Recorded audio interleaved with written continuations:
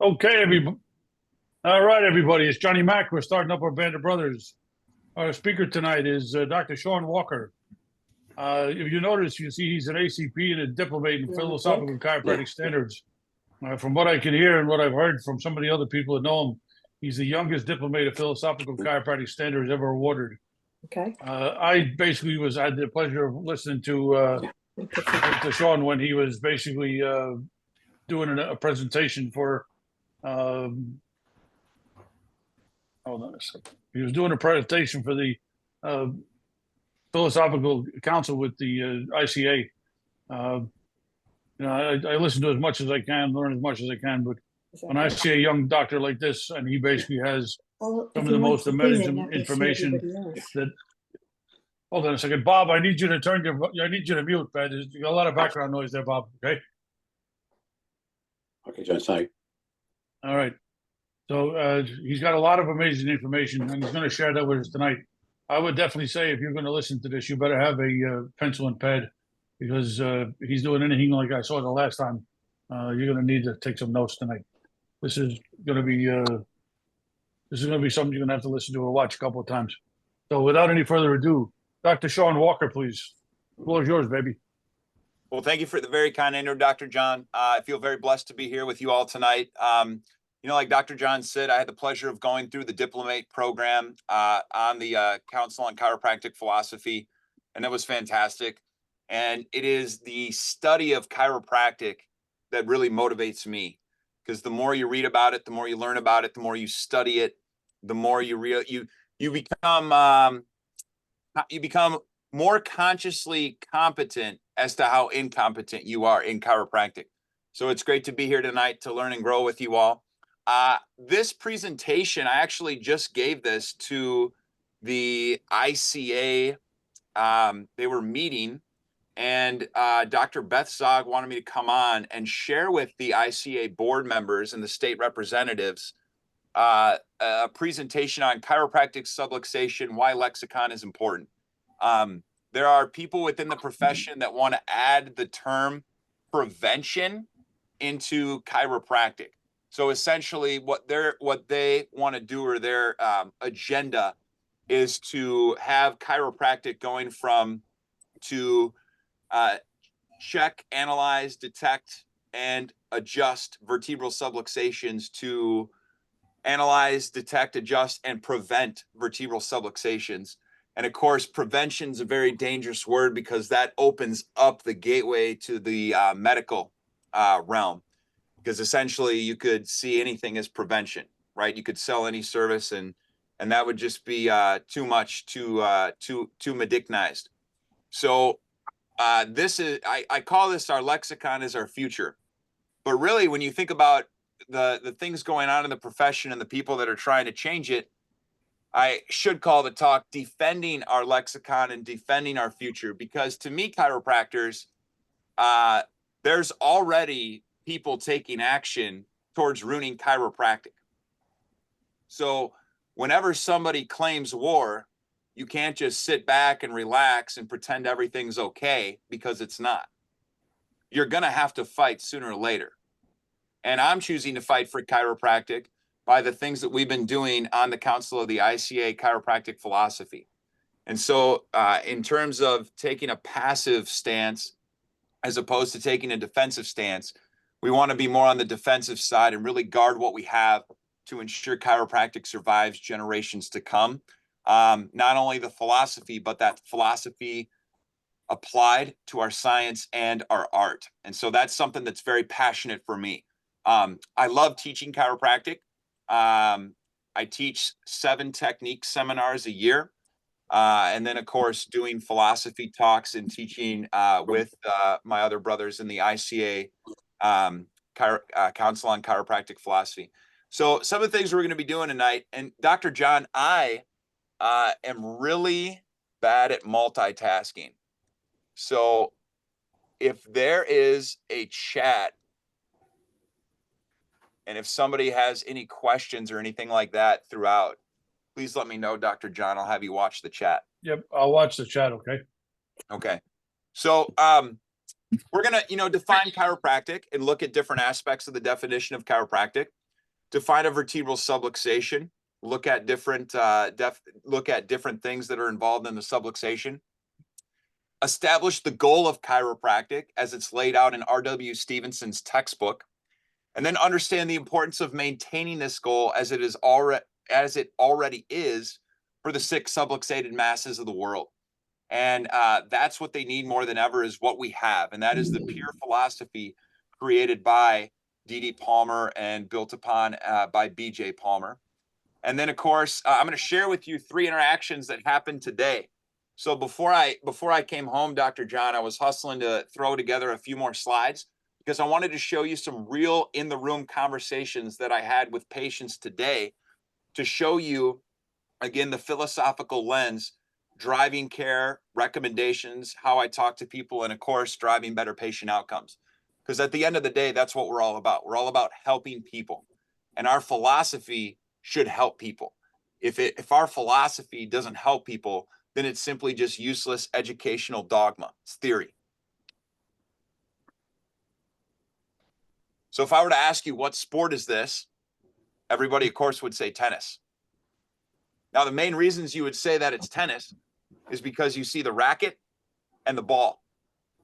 Now, when people play tennis, there's many different styles. Some people may crowd the net. Some people may play further back in the net. Some people have a little bit different style of a serve. Some people wear orange wristbands. Some people wear yellow wristbands. However, if they're competing in Wimbledon, they for sure have to use a racket. That's a tennis racket. And they for sure have to use a tennis ball, because you can't change something that you're choosing to be a part of. When we all went to chiropractic school, we signed up to be chiropractors. And so what that means, of course, is that we're going to learn chiropractic and perform chiropractic. It was never ours to begin with, therefore it's not ours to tamper with and change. And at the end of this presentation, I'm going to show you another picture, and then we're going to talk about this a little bit more. So chiropractic, of course, we're all familiar with this. Chiropractic is a philosophy, science, and art of things natural, a system of adjusting the segments of the spinal column by hand only for the correction of the cause of dis-ease.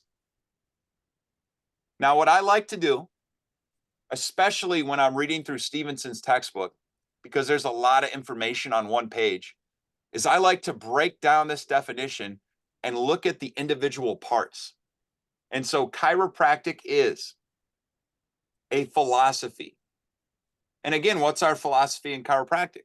Well, our philosophy is, when it comes down to the nuts and bolts of it, the body is a self-healing, self-functioning, self-regulating organism that's designed to be healthy. Health is the thing. Health is the entity.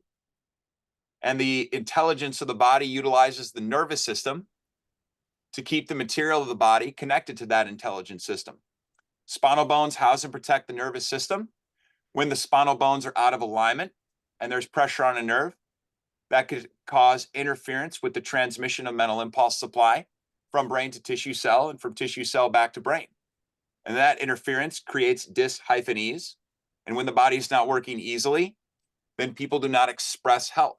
And we see altered function. We see altered in the 5 signs of life.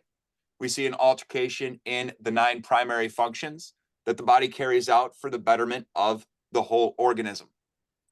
And so our philosophy is one that empowers people, because for the first time in their life, they go to a doctor and the doctor is more focused on what's right with them instead of what's wrong with them.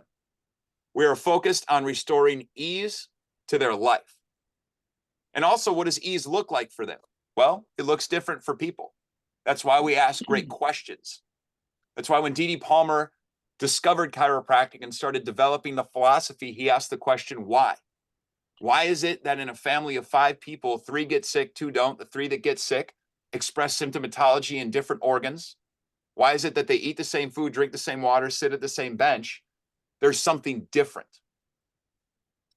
Quality of our life is dictated by the quality of the questions that we ask.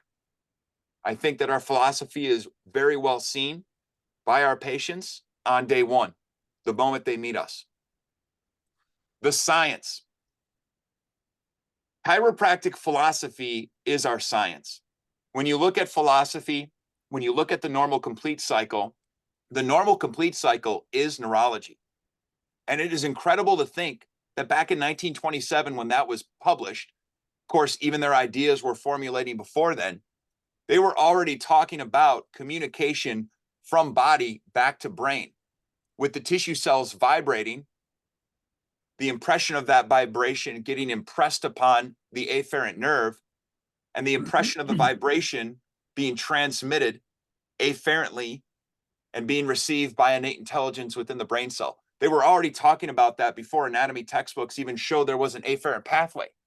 And now today, science is showing that the vagus nerve is actually majority afferent input. It's incredible. They were so far ahead of their time. And then when I think about things like D.D. Palmer, how medical doctors told him, well, bones don't move that much, or Dr. Clarence Gonstead, sacroiliac joint don't move. Well, now we know sacroiliac joints do move. These guys were way ahead of their time. Our science is in our philosophy, and our science is a science that's based on anatomy. And a little later tonight, we're going to get into some D.D. Palmer things from the chiropractic adjuster. It's very interesting, and Dr. Polk brought this to my attention when I heard him speak last. And for those of you who don't know Dr. Brad Polk, absolute brilliant, one of the smartest men in our profession. The man knows philosophy, neurology, and anatomy and physiology. It's incredible. And he was highlighting the point that D.D. Palmer stated that he founded chiropractic on anatomy before he formulated the principles. We're going to get into that a little later. It's absolutely, so the science is our anatomy and physiology. It's the living system. And again, our philosophical lens is looking at the organism as a whole, as opposed to separate independent parts. It is a whole dependent system. And then chiropractic is an art. And the art is what I mentioned about with the tennis. You know, even though everybody plays with a racket, everybody plays with a ball, chiropractic art applied in a specific manner is extremely effective. And there is many great arts within our profession. Chiropractic is a study of things natural. And the natural was placed in there, of course, to differentiate it from the supernatural. Essentially, they wanted to make sure that chiropractic was kept separate from religion. We're studying things within the natural world. We're studying things that can be observable through science. And then a system of adjusting. This, I thought, was very interesting when you look at this by itself, a system of adjusting. Chiropractic is a system of adjusting. And again, our science is our philosophy, and our art is our science in action. Because the science of the human body, the physiology, and the perversion of physiology from the vertebral subluxation, that's what drives our art. That's what drives us to be specific in our application. That's what drives our analysis of the vertebral subluxation and of the spinal column. And I have to tell you, I guarantee you that everybody on this call that's committed to chiropractic and the philosophy, one of the things your patients tell you all the time is that's the most thorough examination I've ever had. He was thorough. At lunch today, I shared with my team, I've got 2 brand new CAs. I've got one that's been with me for 4.5 years. 3 things I want them to say after day 1. They care for me and they love me. I can't believe how interested they are in me. They listen. The second thing I want them to say is, wow, they're thorough. I've never had a doctor that checked me that closely. And the third thing I want them to say is, there's a lot more going on to this whole back thing than I thought. I should tell other people about this, right? So a system of adjusting. And again, systematizing things, that is science. It's taking knowledge, it's taking our philosophy, and it's organizing it in a way that can be used for the public, for their benefit. And then chiropractic is a system of adjusting. What are we adjusting? The segments of the spinal column. Why do we focus on the spine? Because the spinal bones house and protect the nervous system. And in terms of our definition of life, the expression of intelligence through matter, the nervous system is that connecting link. The nervous system is what maintains ease organization within an interdependent living system. And that is our gateway to creating ease and adaptability for their bodies. That's why we look to the segments of the spinal column. By hand only. By hand only was placed in there because they wanted to separate it from surgery. And this is where when I started studying chiropractic and the history of chiropractic, when you think about it, we were totally screwed from the beginning. And I think the reason why we were screwed from the beginning is because the very first chiropractic students, they were all medical doctors. They were all therapists, physiotherapists.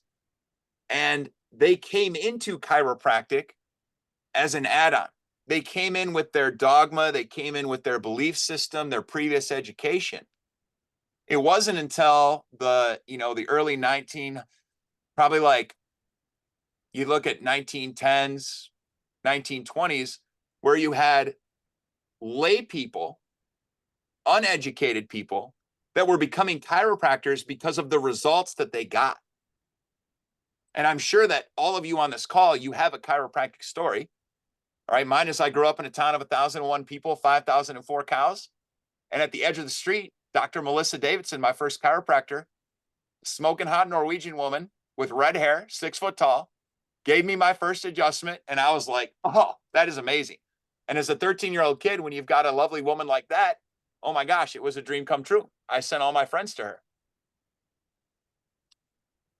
Many of you are great chiropractors because, like me, you had a great experience.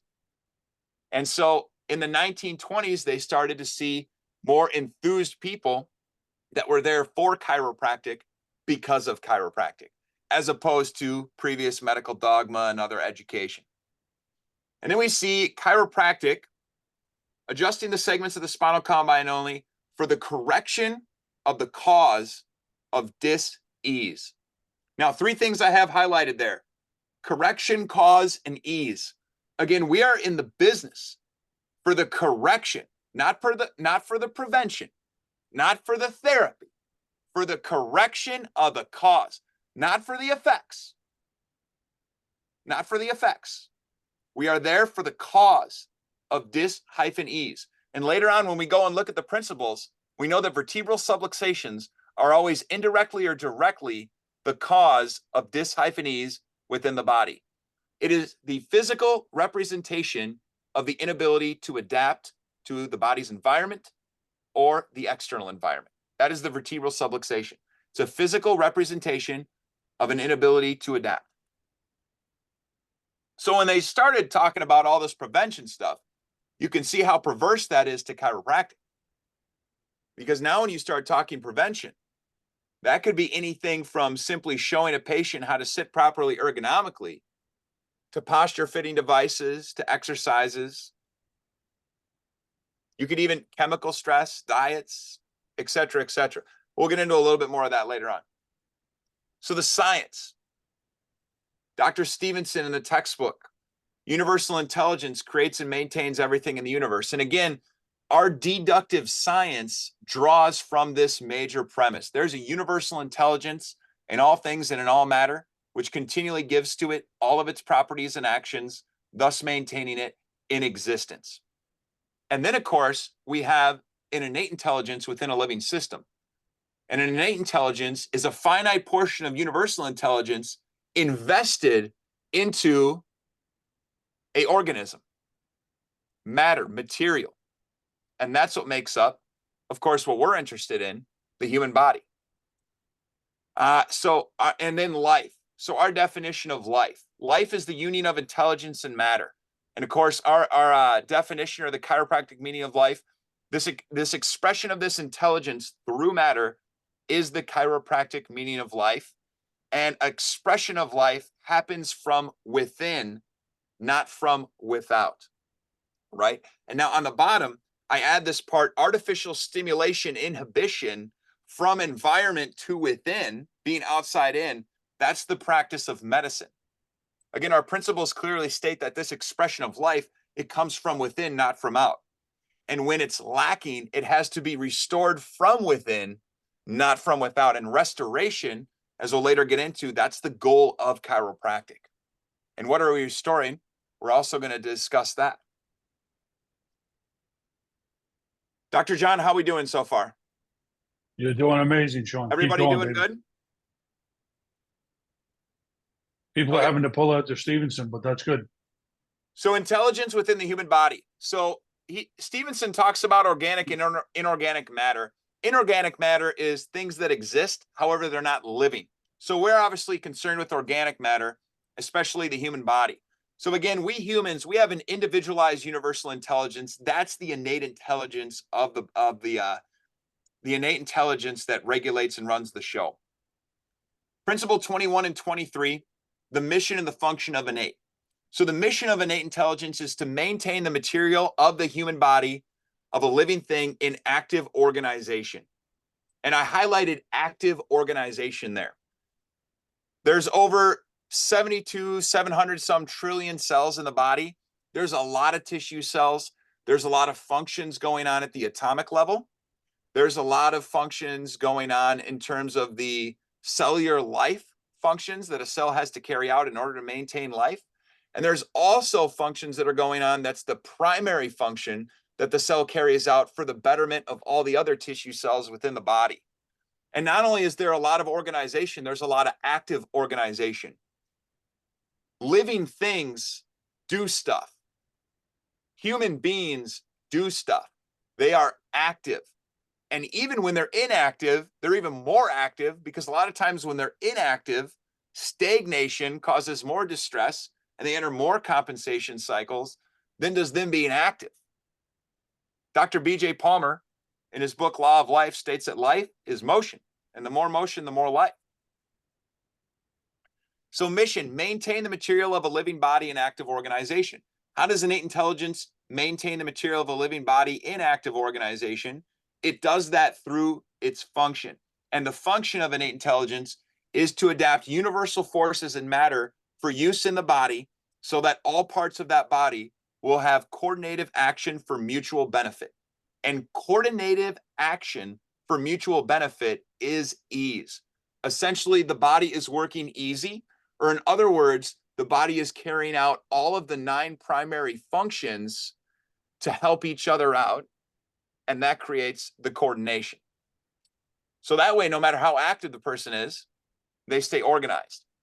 So ease, coordination, ease and coordination is the thing. That's the entity. So again, very super important for us to always remember that health is our entity.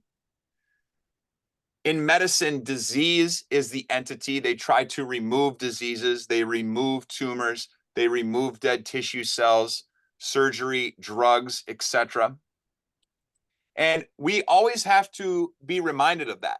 And we should always look back at ease, at coordination, and at these principles, because just like patience, we live in America.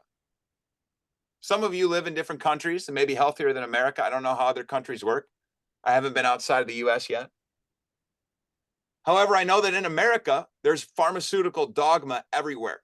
We are constantly bombarded with outside in, outside in. I think one of the best things about going to philosophy gatherings, events, seminars, etc., is the conversations that happen outside of the room. And when I was taking the diplomat, I had the pleasure of sitting down with Keith Wasung, if you're, I hope you're all familiar with Keith Wasung. I'm sure you all are. His education. He's amazing. What's that? He's absolutely amazing. Yeah. We've had him speak for us. So he's been a big supporter of everything we do. And so anywho, Keith Wasung, he was sitting there and we were talking. He just says, every day I got to read from a green book every day, because it's so much outside in dogma that, you know, eventually that stuff wears off on you if you're not careful. So every day you got to do a little bit. Every day you got to do a little bit. Now, notice how I went from principle 21 to principle 23, because I like to talk about the mission of innate intelligence and the function of innate intelligence, because the function shows how it carries out our mission. Principle 22 is that all living things have 100% innates. that are completely proportionate to their level of organization. So essentially what that means is that Stevenson's gives the example of an elephant and a mouse. An elephant has 100% innate intelligence, just like a mouse has 100% innate intelligence. But because obviously an elephant has a lot more tissue cells, of course, they're going to be blessed with more innate intelligence than the mouse. That doesn't mean that they have 110%. It just simply means that it has the right amount of intelligence invested within it from universal intelligence to carry out coordination within that mass of cells, right? That body. So here we have creation of a mental impulse. Here we have what makes us different. All righty. When you look at the definition of subluxation, and you look at the misalignment, occlusion of a foramen, pressure on a nerve, and interference with the transmission of mental impulses, medicine looks at all of that except for the last one. There are, misalignments on an X-ray are radiological findings. Foraminal encroachment, that's a radiological finding. Even pressure on a nerve. There's orthopedics that diagnose radiculopathy and sciatica and brachial neuritis and all these things all the time. The interference with transmission of mental impulses, that's what we own. That's why we exist clinically. And so I think it's very important for us to understand how mental impulses get created. And then that way we can see how ease is brought about within the living system. So again, universal intelligence, that's the major premise. Innate intelligence, individualized universal intelligence, universal intelligence that's invested into a living system. And then, of course, innate intelligence functions within the mental realm. Now, on the diagram, and one of the reasons, I hope everybody enjoys the diagram. If you want any of these materials, please email me and let me know. I'll provide my email. But I like to draw flow charts out because I feel like that's the best way to learn something. So mental realm and then mental impulse. This is the story, the normal complete cycle of normal functioning innate within the human body. And it's also a depiction of how we go from the mental to the physical and back to the physical. So when you hear the very famous saying in chiropractic connects the Dr. B.J. Palmer connects the physical man with the spiritual man, right? And I'm paraphrasing, obviously. This is the philosophical rationale behind that. So we're in the mental realm. Innate intelligence is going to use the process of creation within the brain cell to bring about a transformation. And that transformation allows forces to become more specific so that they can physically grasp matter. So what I want to do tonight is I want to focus on that creation process and transformation process. Because when I was learning the normal complete cycle, and even now when I'm still studying it, the creation and transformation for me were the hardest steps to grasp. Right now, obviously innate intelligence functions within the mental realm. All right, the mental realm or thought, that's the playground of innate. Creation. Creation is interesting because the name is misleading. Innate intelligence doesn't create things out of nothing. Because again, universal intelligence is in all things and in all matter, continually giving to it all of its properties and actions, thus maintaining it in existence. So it's not as innate intelligence is not so much a creator, something out of nothing, as she is a builder. What that means is innate intelligence is going to take what's already been created by universal intelligence, and it's simply going to adapt it and augment it in a way that is suitable for use within the living system. And when we look back up here and you see up top universal intelligence, The function of force is to unite intelligence and matter. Well, the characteristic of universal forces, principle 11, universal forces are unswerving and unadaptive. They have no solicitude for the structures in which they work. And I love Dr. Richard Burns. Dr. Burns in school gave the analogy of two wine bottles. If you're holding up two wine bottles, one is a $10 bottle of wine from Walmart, and the other bottle of wine is $5,000 from Francia. It's from France. It's very expensive. I don't know wines, right? But if you drop those bottles of wines from a tall building, gravity does not care about if it's a $10 bottle of wine or if it's the $5,000 bottle of wine that's been aged for 200 years in France. Both bottles of wine will break because universal forces are destructive. And that's why the process of creation and transformation are so important, because it allows those forces to be adaptive for constructive use within the body. And of course, there's no motion without the application of force. So in order for there to be motion within the body, force has to be connected from intelligence into matter. So in the process of creation, and again, function of intelligence, the function of intelligence is to create force. Innate intelligence creates forces. And again, all the forces, all the energy in the universe has already been created by universal intelligence. It's simply going to make it exist a different way. And of course, the amount of force created by intelligence is always 100%. So I'm going to use the example of logs. If you look in the lower left corner, you see a log, just like a tree, and you see this log in the forest. Notice how it's got really rough, jagged edges. It's got all the bark on it. It's really worn out. It's weather ridden. That is something that none of your wives would ever let you have in the house because it's just, it's ugly. It's laying in the forest. Think of that as a universal force. It's unswerving. It's unadaptive. It has no solicitude for the structures in which it works. It's just a raw log. Well, what innate intelligence is going to do is innate intelligence is going to take that force from the universe and it's going to adapt it, and it's going to create what is called a foreign. A foreign is 1 unit of innate force. It's 1 unit of mental force. So when you look at the top left here, you see the smooth logs. Notice that the logs are smooth, they're circular. Those can be used for constructive purposes. However, notice that they're undifferentiated. Notice that all those logs, well, some of them are a little smaller than others, but they're really the same. They're just a log still. And it's in the process of transformation that innate intelligence is going to take a foreign, a unit of unspecified force, and it's going to transform it into the mental impulse. So when you look at the logs on the right here that have been constructed or have starting to be constructed into this house, you're going to notice that those logs have been shaped a particular way. They're cut in a way that makes them easily stackable amongst each other.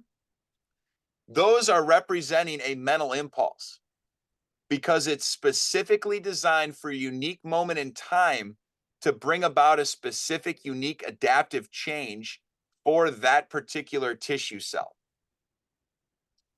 And to me, that makes a lot of sense. Again, it makes sense that universal forces, this raw log at the bottom, is unswerving, unadaptive. It cannot be used constructively for anything. That innate intelligence would then take this force from the universe and it would adapt it, create it into a foreign. And it's going to create 1 unit of mental force, non-specific, and that foreign cannot yet physically grasp matter. And then it's going to transform the foreign into the mental impulse, which of course is specifically designed for a unique moment in time. It's tangible, it's coordinative.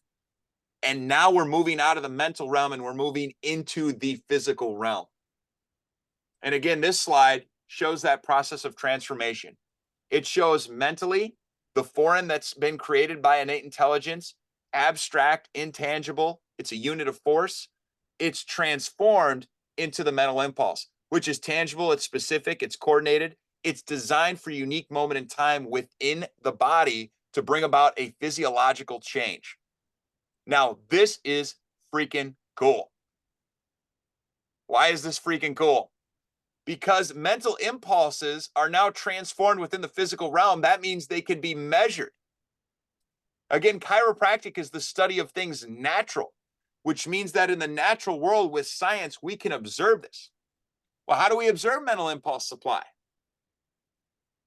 Pattern work, instrumentation, heat readings, heart rate variability. That way we can see force flow, anatomical and physiological manifestations of the mental current. It's incredible.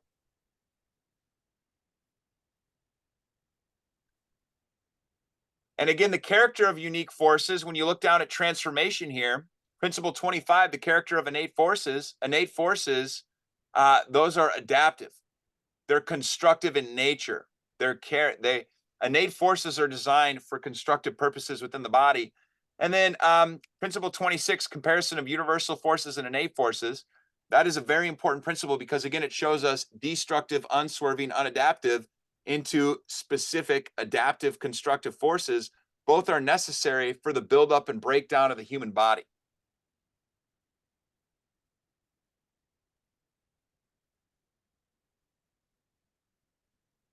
How are we doing on that, Dr. John? Dude, you're lighting it up, baby. I tell you, this is really amazing stuff. Keep going. So, R.W. Stevenson in his textbook talks about the mental impulse supply. Obviously, it cannot be dammed back because, again, that mental impulse supply is designed for a specific moment in time to bring about a unique physiological adaptive change and bring about ease within the system. Us having the ability to measure that in our patients on a regular basis is incredible. Makes you the most important person in your community. Because without that, everybody is getting sick. And what's so dangerous, they don't even know it.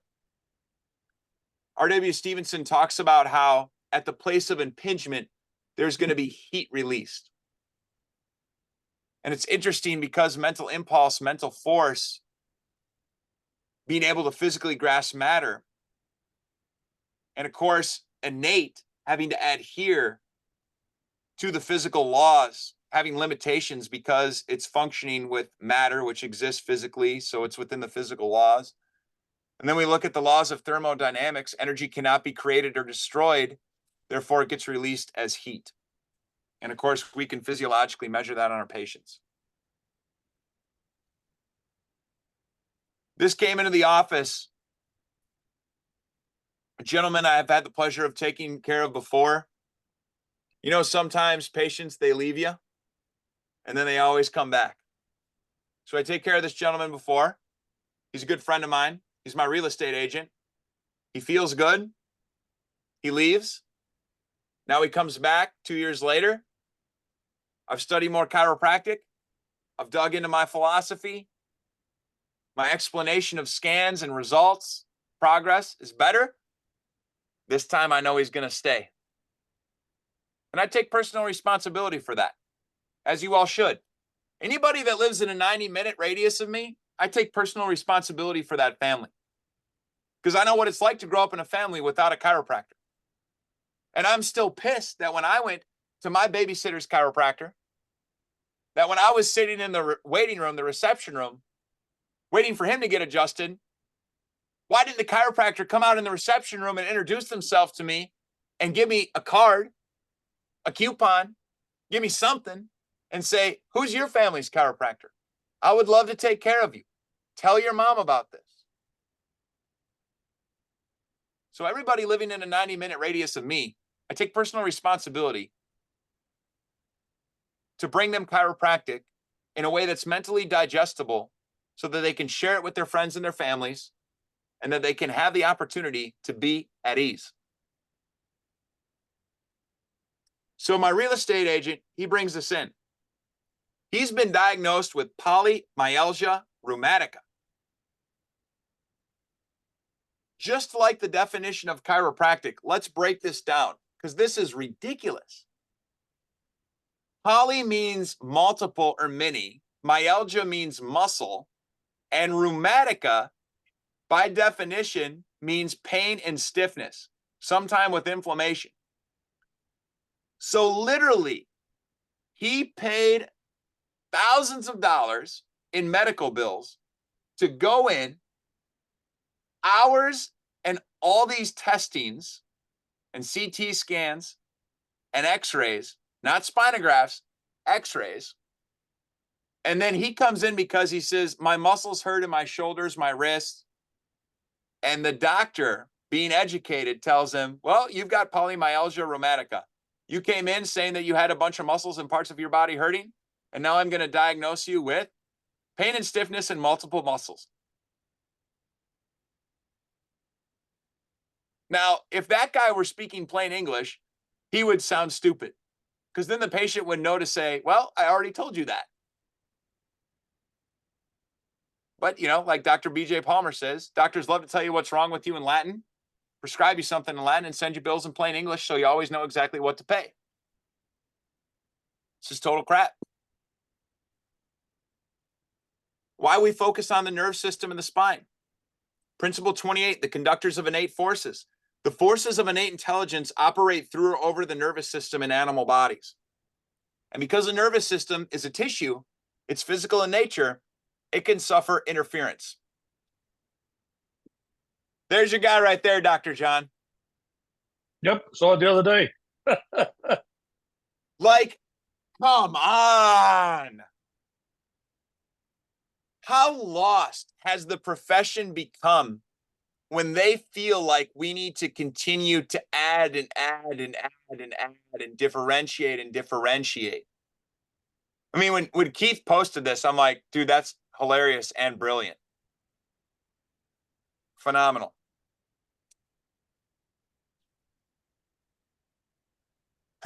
Meanwhile, the patient reading that, you know, if you're advertising you're a neurologically based chiropractor, well, they still see chiropractors, so they're still just as confused as before. Now they're really confused. And of course, a lot of that stems from what you've heard called bumper sticker philosophy. You know, subluxation kills, the power that made the body heals the body. Now, I agree wholeheartedly with both of those statements, by the way. However, when chiropractors communicate those things to their patients from a place of emptiness in terms of philosophical understanding, that's not going to drive home. That's not going to hit home. And that's why I'm so committed to this. I'm so committed to understanding the philosophy of chiropractic as laid out by D.D. Palmer, B.J. Palmer. I'm so committed to reading Stevenson's textbook every single day, because my patients don't need to know this. However, they need to know that I know. And when my patients meet me, they know that I know. They know I'm into chiropractic.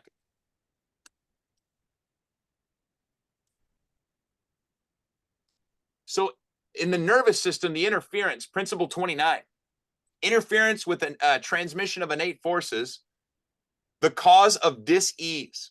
So again, restoration of ease. Interference with the transmission of innate forces causes incoordination of dis-ease. Principle 31, subluxations. Interference with the transmission in the body is always, directly or indirectly, due to subluxations of the spinal column. And again, in the 33 principles, subluxations don't even pop in until 31.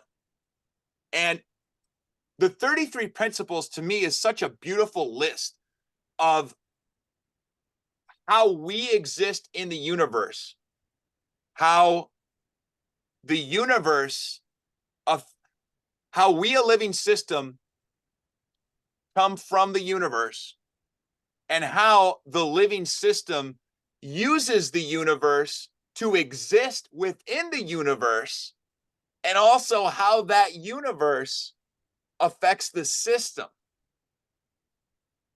Incredible. It's incredible to think that innate intelligence harvests forces and matter from the universe to adapt itself from universal forces, from invasive forces. And that's the cycle of life. That's why principle 26, both universal and innate forces are necessary for the continuum of life. And we monitor both of those with our people. We don't prevent. but we monitor, we check, we analyze, we detect, we locate the cause, and we adjust. Now, a subluxation, the condition of a vertebra that has lost its proper juxtaposition with the one above or the one below or both. Now, whenever we look at loss of proper juxtaposition with the bone above or the bone below or both, that statement alone tells you that chiropractic is designed to be specifically applied. When we look at our philosophy, that drives our art. That drives our analysis. And of course, our science is that philosophy. Because what we're not doing, and I tell this to patients all the time, I'm not looking at your x-ray, looking at the most current version of the textbook and research and saying, your bone is here and the textbook says it should be here, so I'm going to force it to go that way. We're not doing that. We're working with your body. We're working with your unique anatomy. Nobody gets the same adjustment here. And we're simply going to adjust that vertebra, that bone, back towards the proper direction based on what your life has already done to your spine. And again, that's why we get the results that we do when chiropractic is specifically applied.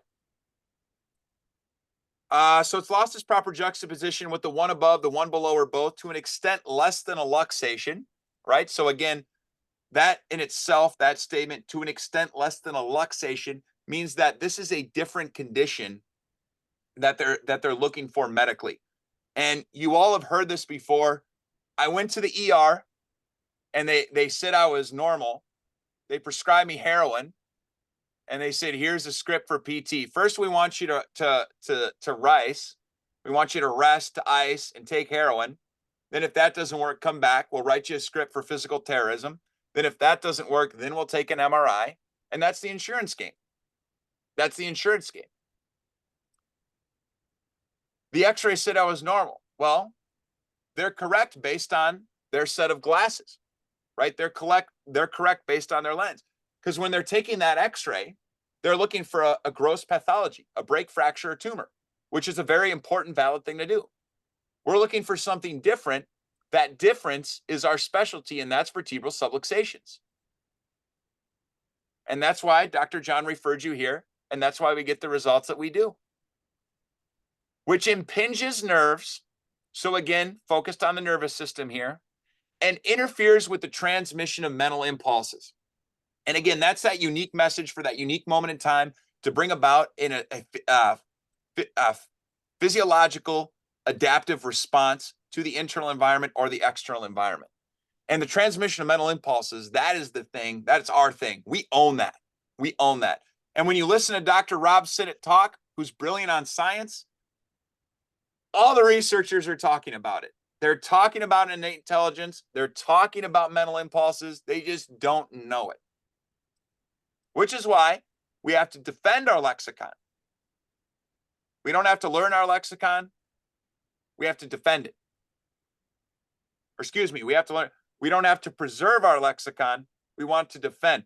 After this call tonight, my main thing on here, Dr. John, is I want everybody to become a little bit more agitated about the nonsense that's going on and take a defensive stance, an offensive stance, as opposed to a preservation stance. I don't want to preserve chiropractic. I want to defend it because it stresses me out knowing that my two boys are going to have a hard time finding somebody that can move a freaking bone to take care of their kids when they're older. Obviously, I have personal feelings about that. You well should, my man. You well should. So dis-ease and restoration of ease. Ease, harmonious function is the thing. Again, that's the entity, right? And everybody gets this. And you all have heard the analogy. When you turn off the light in the room, you don't take away the darkness. You restore light because light is the thing. Health is the thing. Well, light is measured in units called lumens. And the level of light or the absence of light in the room can be scientifically shown by lumens.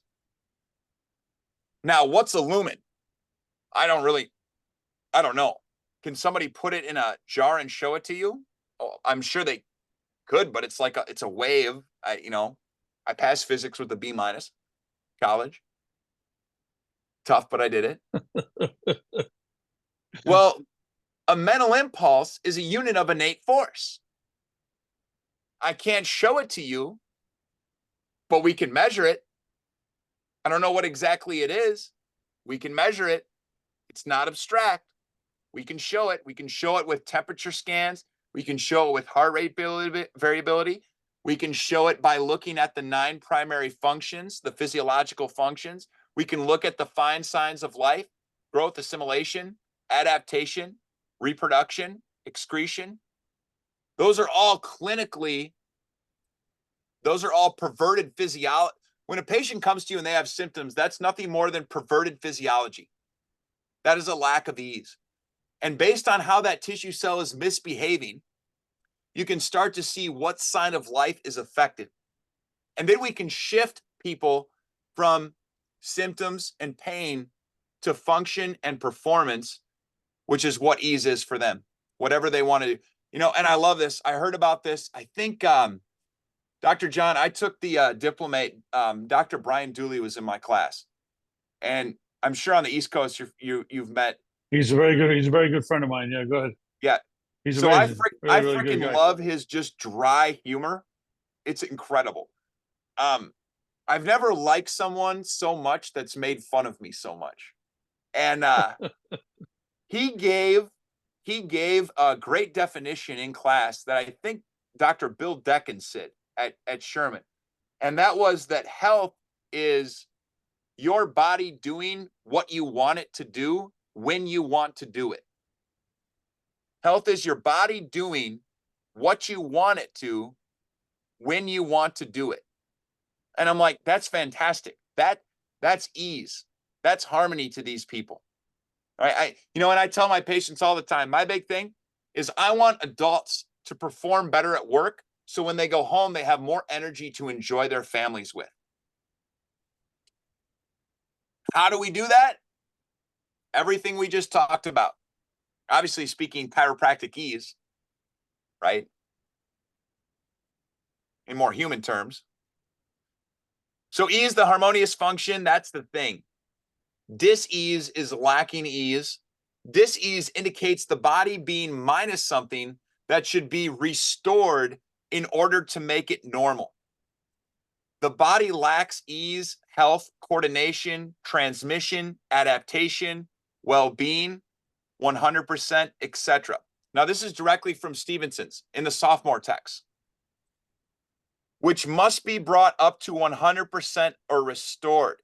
And Dr. Stevenson goes on to say, that is what chiropractic aims to do. Remember it, restoration. Restoration of transmission, a mental impulse supply to bring about an adaptive change. That's our one job, not prevention, restoration. How do we do that? We analyze the spine, we check, and when necessary, adjust for vertebral subluxations. I almost called my Big office job. restoration. What's that? I said it's a big job the way you describe it. Very well done. Thank you. I almost called my office Restoration Chiropractic, but I held back from that because I thought that people would think that I'm like a construction guy. So unsound tissue can be restored to soundness only by something from within, something from innate. Dis-ease is the result of the prevention of something from within. So there's the word prevention. However, ease is the result of the prevention of something from within. To restore ease to a tissue cell, that something from within must be restored to it from within. Hence, the cure of dis-ease is from within and never from without. The cure of dis-ease is from within and never from without. Soundness must come from innate. And when you think about the trillions and trillions of cells within the body, all carrying about a physiologic adaptation in order to bring about a harmonious coordination of all the interdependent parts, that's always constantly changing. And there are some times in the office, I had 3 people today that I checked them twice. So I checked them at 6 and 8 a.m. and then again at 4:30 p.m. and 6 p.m. There are some people that are real bad, and I'll check them at breakfast, lunch, and dinner once every 6 hours. And that was just something that Dr. Gonstead used to teach. So I know that when I see a person and check their spine multiple times in a day, I'm really checking 3 people. That's why drugs are so dangerous. The same person never takes a Tylenol, because my body's physiology is completely different right now than it was in the office running around taking care of people, than it will be when I sit down to eat, than it will be after I eat. We're completely different people. And that's why no external drug, pill, potion, lotion, scrub-a-dub, zap 'em, whap 'em can ever create ease. And we can't prevent that because our patients are going to keep living their lives.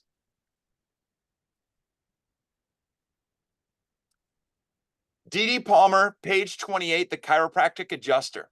Oh, and by the way, this right here, the Stevenson's, page 81, article 121, that's where that's at. That's my favorite part of Stevenson's.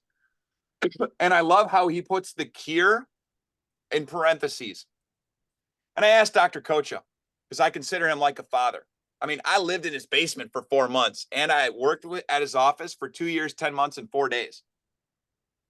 And when we would drive to and from the office, he would go through the normal complete cycle with me, and he would say, explain this step in the normal complete cycle. And he would always tell me, Walker, talk to me like I'm a freaking human. Don't talk to me like I'm a chiropractor. Explain the complete cycle to me as you would a human being. And I asked him, I said, Lyle, why do they put cure in parentheses? And he thinks, and I agree with him, that Stevenson's is putting a parentheses around cure because he's kind of like mocking it, right? Because you and I both know that there really is no cure. And I always tell patients, one of my favorite things to say to them is that there is no cure, there's only habits. And what's a great habit? Living the chiropractic lifestyle. What is the chiropractic lifestyle? Eat well, think well, move well? Bullshit. Chiropractic lifestyle is getting you and your family regularly checked for the presence of vertebral subluxation and adjusted when necessary.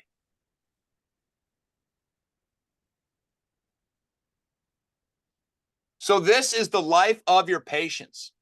And as we wrap up tonight, now I want to put some real world stuff in there, which I know that all of you are getting some real world stuff, because I know, Dr. John, after hearing how your group thinks and that, the thing that drives me the most nuts is when I present to a group of chiropractors and I look at the feed. So I did this at a GMI seminar once, and I looked at the feedback sheet and I go through the normal complete cycle. And I wish you would have talked about something that I can actually use in the office on a daily basis. And I'm like, good Lord almighty, no wonder why we're freaking lost. We've been talking about mental impulses for the last hour. What else are you going to use in the office? Anywho, this is the life of your patients. They are constantly bombarded with invasive forces, both internally and externally. They're bombarded by physical trauma. They're bombarded by autosuggestive mental stress, and they're bombarded by chemical toxins. That's simply part of life. And if you're going to try to prevent subluxations, you're preventing them from living and expressing life. Right now, we've been blessed with a 3-month-old baby. All right. So Sir Charles got born. Well, my wife, when she breastfeeds, she's always hunched over in a position outside of the neutral gravitational plane line. That's more invasive forces on her body. What are you going to do? Tell a mother to stop breastfeeding? You're going to babysit patients? We're going to correct the cause. And this is so interesting. From Dr. D.D. Palmer, page 28, I founded chiropractic on osteology, neurology, and functions. This is incredible. He's saying, I didn't found chiropractic on the principles. I founded chiropractic on osteology, neurology, and functions. Osteology, the bones that house and protect the nervous system. Neurology, knowing how the living body of a human is wired, and the functions, the physiological functions, because all a disease is perverted physiology. It is abnormal expression of mental impulse supply. So again, we must focus on what we are founded upon. We must, as Dr. Clarence Gonstead says, study the spinal column and the nervous system every chance we get and be prepared for when the demand of chiropractic care increases. And I would say we have to prepare ourselves to increase the demand for chiropractic. Because again, people, they want what we have. They just don't know where to look yet. Now, the more active the tissue cell, the more adaptation is needed, the greater the variation of force sent by innate. So again, let's get back to this picture of life here. People are bombarded by invasive forces. The function of innate intelligence is to create force and matter for constructive use and purposes within the body. That process of innate intelligence's function is intellectual adaptation. Intellectual adaptation is where innate, again, receives the impression of the vibrations from the afferent nerve within the brain cell, and they become unpackaged. After they're received, they're interpreted, and based on interpretations, innate is going to form a sensation, and based on multiple sensations, innate is going to form ideation. Sensations that innate gets from the afferent coding, a sensation is like a pixel on a television screen. It's just one little piece of the picture. And then innate accumulates the sensations into ideation. And now the innate intelligence of the body has a complete picture of the physiological demand that the tissue cells are going through at that moment in time. And the more active the tissue cell, the more adaptation is needed. The more innate needs to send force to that tissue cell. And when we talk about the greater variation of force sent by innate, that is a QQI response. Quantity, quality, intensity. Now, the quality of the mental impulse supply is always perfect. The quality. Because again, the forces created by innate are always 100%. The quantity and the intensity of the amount of mental impulse adaptive current that's sent across the nerve is going to vary based on the activity of the tissue cell and the demands of the tissue cell. So what does that mean? That means right now, when I'm at the office, I don't really eat a lot of lunch. You know, like it's a 13, 14-hour day. However, I'm only going to have a little piece of fish, a little bit of veggies, a little bit of rice, and a protein shake. So right now, I haven't eaten dinner yet. There's not a lot of quantity and intensity mental impulse supply going to the tissue cells of my stomach, because right now I'm fasting. However, after this phone call, when I go upstairs and I eat dinner, then what's going to happen is there's going to be greater quantity force flow of mental impulse supply to the stomach, and there's going to be a more intense nerve force flow of mental impulse supply to the stomach in order to adapt the stomach to the food that I'm eating. So that way you can see the two signs of life physiologically unfold in a coordinative way, that being assimilation, and then later on down the digestive tract, excretion. And see, this is how we put this all together here for real world examples, right? Now, when you look at these two vertemirs, the vertemir on the right has a thicker disc. The vertemir on the left has a thinner disc. Therefore, the intervertebral foramina on the right is much wider, and there's a lot more physical space for a greater quantity and a greater intensity of mental impulse nerve force flow.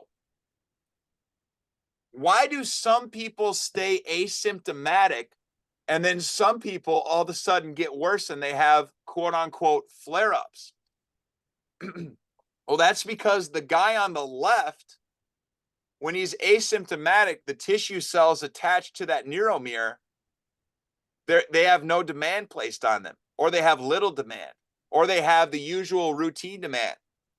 But the second he's out of routine, the second he goes on vacation, the second he gets busier at work, the second life happens and throws him a curveball, there's going to have to be a greater quantity and intensity of mental impulse supply sent across that nerve. And of course, there's less space for it because limits of adaptation, principle 24, the only limiting factor within the triune of life is matter. And that's, of course, why it's important that we check the spinal column, check the alignment, and of course, take x-rays to take a look at the anatomy and the structure of what we're working with. Because to me, it really ties into the recommendations. Because your patients are always on this continuum. There is no neutral. We're always under universal force. There's always internal innate resistive forces. There's never a neutral. Universe never takes a break. Innate never takes a break. We're either moving forward and becoming healthier, or we're moving backward and dying.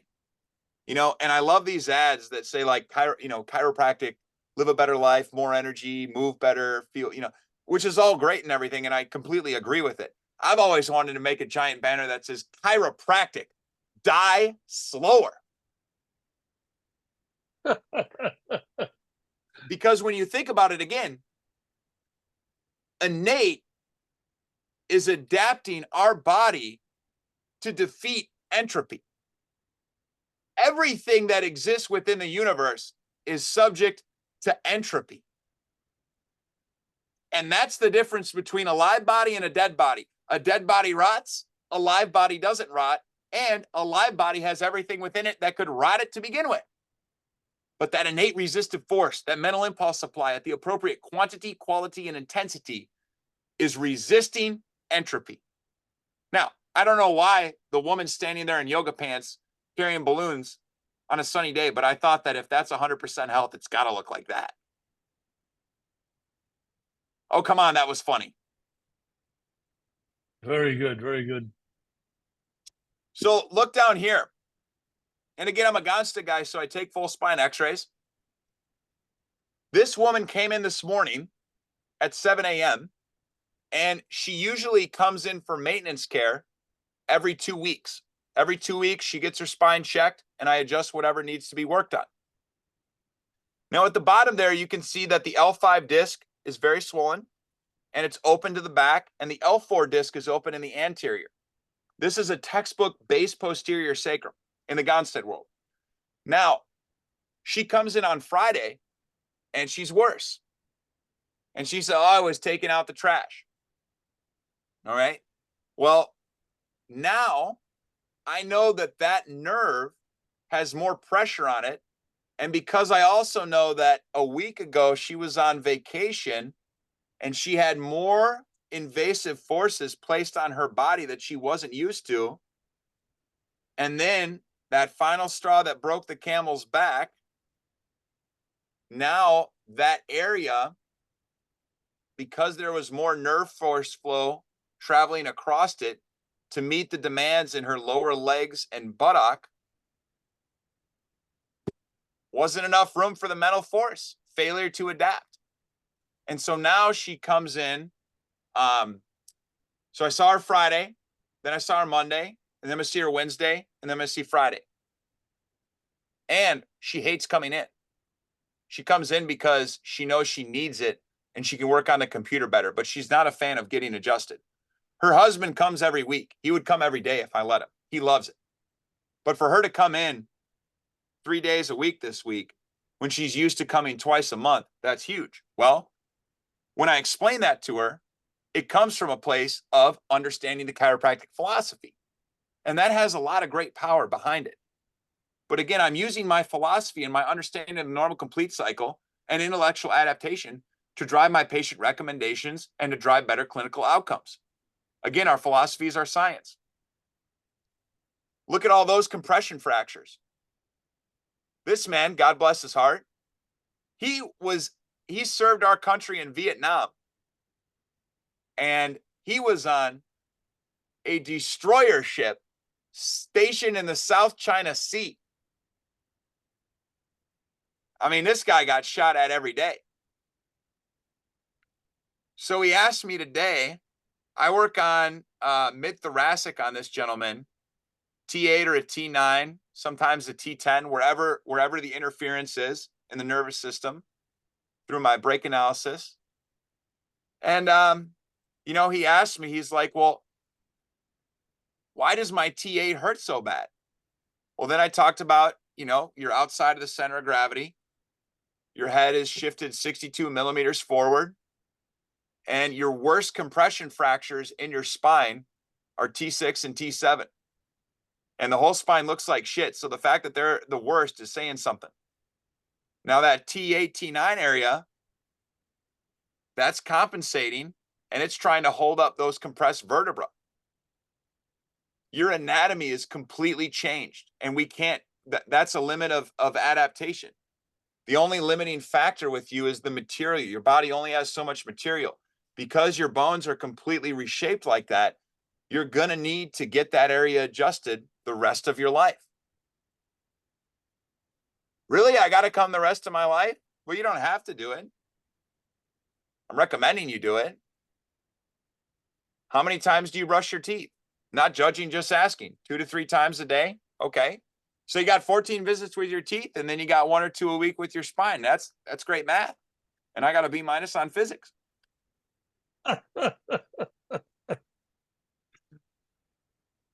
So here's the last one I'll show you.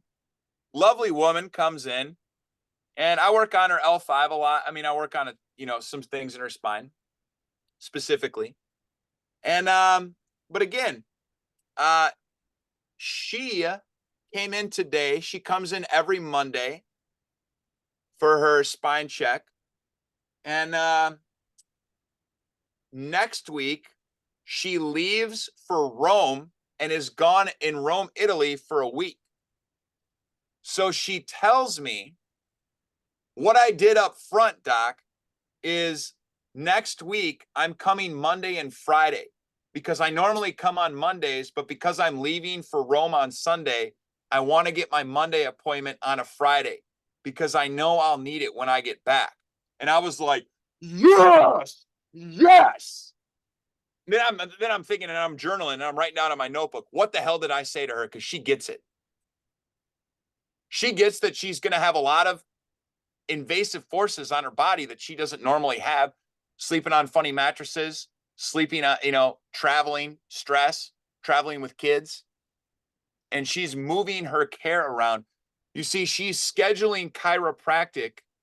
She's scheduling her life around chiropractic and not chiropractic around her life. Because when they schedule chiropractic around their life, then you lose because their life is busy and stressful and yada, yada, yada. Because I've had it before, gentlemen, where a woman named Siri, I put up that's what prevention looks like. And I don't care how well adjusted you are. If you fart in that, you're for sure getting double pink eye, failure to adapt in the tissue cells of the retina. Now, this woman, it was her 96th visit with me. Visit number 96. And I put up in the changing rooms. I got 3 changing rooms that feed into my main adjusting area. So I change the signs in there a couple times a week. And I simply put up this sign with a subluxated vertebra, putting pressure on a nerve. And it just said subluxation. And she Googled it and she goes, "Doctor, I think I might have this. Is this what could be causing my sciatica?" And I was like, holy shit, I'm going back to the bean factory stacking cans on the pallet. 96 visits in, and she's asking me, do you think I have a subluxation? Do you think that can be causing my sciatica? So again, we have to keep studying our philosophy. We have to keep studying our anatomy. And most importantly, we have to take an active stance to defend chiropractic principles so that the sick and subluxated masses of the world at large, because again, I take personal responsibility for everybody 90 minutes. It just eats away at my stomach, that poor woman, how I miscommunicated with her. But they always come back. So again, what sport is this now? Remember, we started out with tennis. Now, this could be tennis, this could be baseball. I don't know what it is. However, I do know that in the Major League Baseball, they would never let a batter use a bat this wide. And I also know that at Wimbledon, they would never let somebody use a ball like this. That's just ridiculous. It doesn't matter how the style the player plays. And again, if we add prevention into chiropractic, we pervert it, we dilute it, and we ruin something that's not ours to be tampered with to begin with. Now, so here's my firstborn. Please keep my children safe and adapting. Stick to locating and adjusting subluxations. Avoid prevention. Now, these are the guys I've been hanging out with. I would love to see all of you join the ICA Council on Chiropractic Philosophy. We're very active. We do a monthly call. We've been doing many educational bits that are dropped on social media. The website's above. This upcoming first weekend in October, we're having our live event at Northwestern. I don't even know what they call it anymore. Northwestern Health Sciences. And most importantly, we're a solid voice within the ICA. Chiropractically maintaining the principles that DD and BJ founded. I joined that philosophy council about 1.5 years ago, 2 years ago. I've been an ICU ever since I was in school. And I'm really impressed with what you guys are doing there, buddy. Thank you. I appreciate it. This is our next webinar, Thursday, March 21st. There's a registration link, so please take a picture of that. And I would love to see you guys on those future monthly Zoom calls. And Dr. John. Sean, that was absolutely amazing. You gave science, art, philosophy. You have an explanation of one of the hardest things to understand is the mental impulse. You gave a tremendous amount of clinical pearls, and you gave a tremendous amount of patient communication. I got a couple different messages here. Yeah. And then also, Dr. John, I put my email in the chat. So you guys feel free to email me, contact me.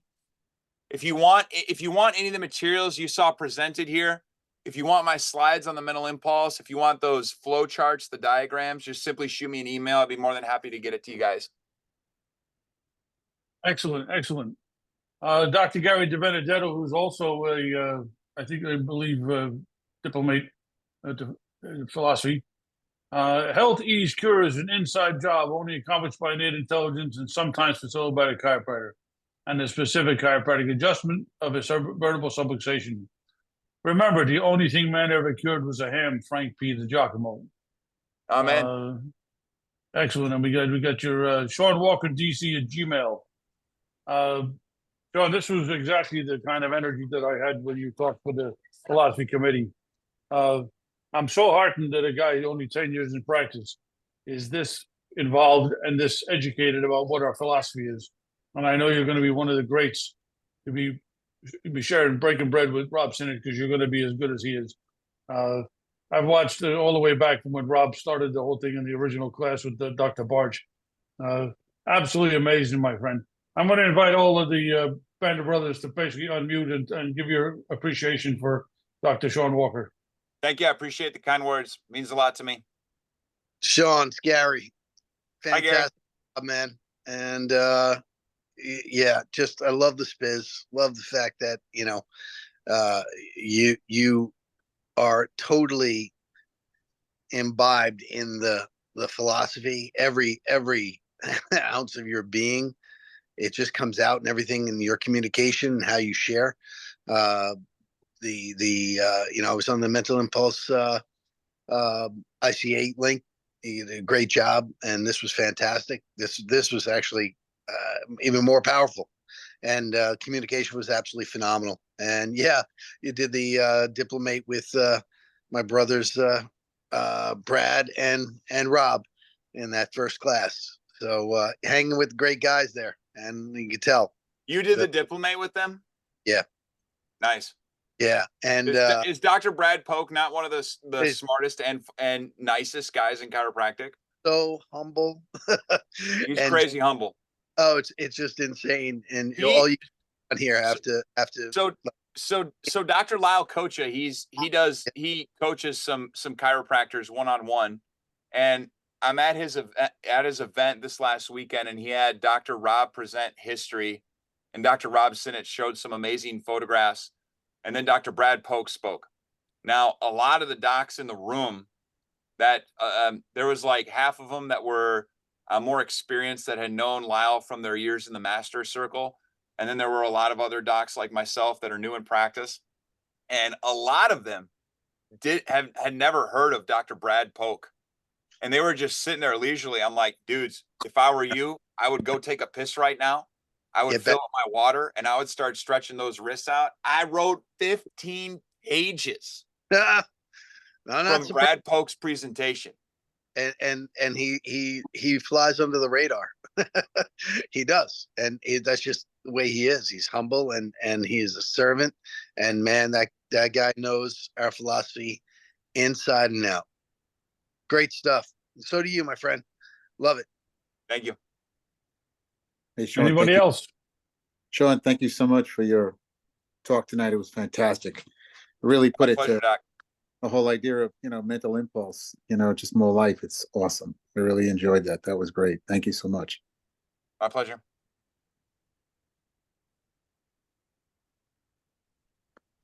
Anybody else? Unmute yourself, please.